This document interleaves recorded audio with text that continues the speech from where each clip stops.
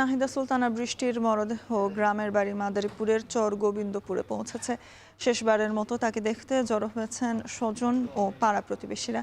এ নিয়ে আরো জানাতে মাদারীপুরের গ্রামের বাড়ি থেকে যুক্ত হচ্ছেন কাজী মনিরুজ্জামান। মনির, বৃষ্টিকে দাফন বা দাসর করা হবে বলে আপনি জানিয়েছেন।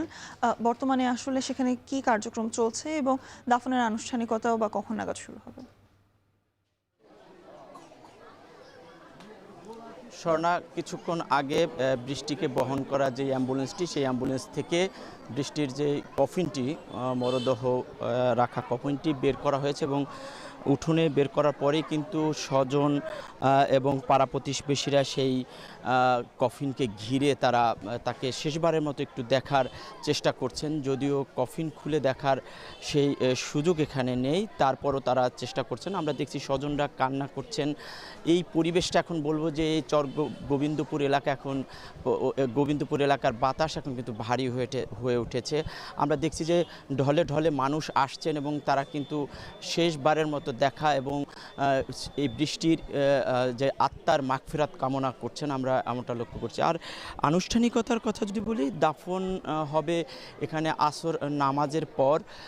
এখানকার যে চর গোবিন্দপুর উত্তরকান্দি উচ্চ বিদ্যালয় রয়েছে, সেই মাঠে এখানে জানাজা হবে। নামাজের জানাজা শেষেই ধর্মীয় রীতি অনুযায়ী আনুষ্ঠানিকতা শেষেই কিন্তু যে পারিবারিক কবরস্থান রয়েছে, দাদা দাদির কবরের পাশেই তার সেই কবরটি খোঁড়া হয়েছে, সেই কবরে তাকে দাফন করা হবে, এমনটা আমরা দেখছি। আর মূলত স্বর্ণা, এই বৃষ্টি কিন্তু একজন মেধাবী শিক্ষার্থী ছিল এবং সে কিন্তু উচ্চতর ডিগ্রি নেওয়ার জন্য আমেরিকা গিয়েছিলেন এবং সেখান থেকে সে খুব মনোনিবেশ করে পড়াশোনা করছিলেন। তার অনেক আশা ছিল যে সে উচ্চতর ডিগ্রি নিয়ে সে দেশে নতুন কোনো ব্যবসা খুলবেন, সেখানে অনেক মানুষের কর্মসংস্থান হবে, এলাকার মানুষের উন্নয়নে সে কাজ করবেন, এমন ভাবনা ছিল, এমন স্বপ্ন ছিল।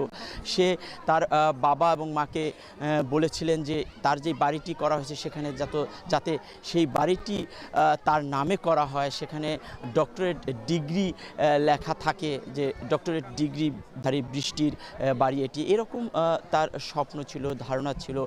সেই বৃষ্টি নেই। তার বাবার সাথে আমার কথা হয়েছে। তার বাবা যেমনটা বলছেন যে আসলে তার সাথে 16 তারিখ রাতে শেষ কথা হয়েছে এবং সেই কথায় তিনি যেমনটা তার সাথে কথা হয়েছে যে বৃষ্টি মূলত কেনাকাটার জন্যই বিভিন্ন শপিং মলে গিয়েছিলেন এবং তিনি বলছিলেন যে কেনাকাটা শেষেই বাড়ি ফিরবেন 2 মাস পরে, কিন্তু সেই বাড়ি ফেরা হলো না। প্রতি বছরই তারা কিন্তু মূলত তাদের এই গ্রামের বাড়িতে এসে কুরবানি ঈদুল আজহা পালন করে থাকেন, কিন্তু এবছর তাদের আশা হবে না।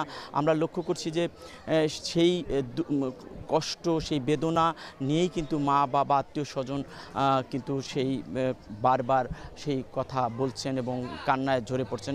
এই মুহূর্তে আসলে আমরা লক্ষ্য করছি যে আসলে মানুষ আসছেন, তারা কান্নায় ভেঙে পড়ছেন এবং আর্তনাদ করছেন, বলছেন যে এরকম নৃশংস হত্যা আর দৃষ্টান্তমূলক তারা বিচার চান, পাশাপাশি এই মর্মান্তিক মৃত্যু যেন কারো না হয়। আবার অনেকেই বলছেন, তার সহপাঠী যারা, তারা বলছেন যে আসলে দেশের জন্য এক মেধাবী শিক্ষার্থী ঝরে গেল, যা দেশের জন্য বড় ক্ষতি হয়ে গেল। তো এই ছিল আমার কাছে স্বর্ণা। মাদারীপুর থেকে যুক্ত ছিলেন সহকর্মী মনিরুজ্জামান।